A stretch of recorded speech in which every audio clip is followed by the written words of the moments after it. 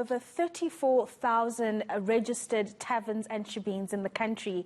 And what's interesting here is that about 54% of those are owned by women. So we are seeing that the alcohol ban here has had a major impact on female-owned taverns. So if we look at these, they contribute about 60 billion rand annually in terms of revenue into the country, and that's roughly around 1% of GDP. So it's an important, very important sector. And also they are big employers. A tavern would employ an average of about 10 people. And of course, those people have families that they rely on. So a very tough time for female-owned taverns in the country. What's also very interesting to note in that the first 65 days of the lockdown, 19 billion rand was lost in revenue. And for SARS, about 4 billion rand in excise taxes was lost here. And then, of course, if we look at what's happening currently with that sudden ban that happened on the 12th of July, according to Diageo South Africa,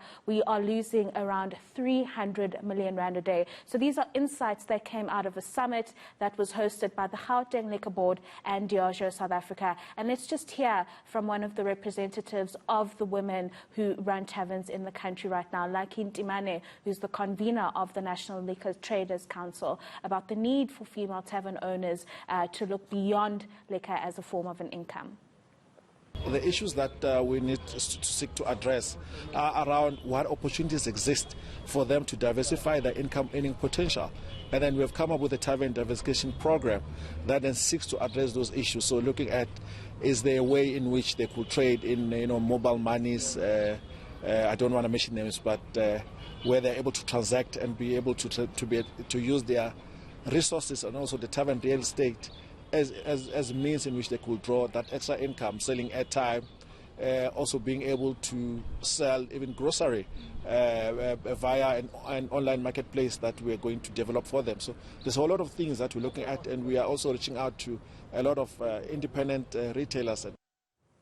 All right, so clearly they're looking at alternative income streams, but that does take a bit of time to set up. Has government said anything more about what they're going to do? It cannot carry on forever. No, they can't, Sally, and they were there today trying to convince them that they are on the side of business owners. So government saying it acknowledges the industry's discouragement, but highlights that it's doing everything that it can to remedy the situation.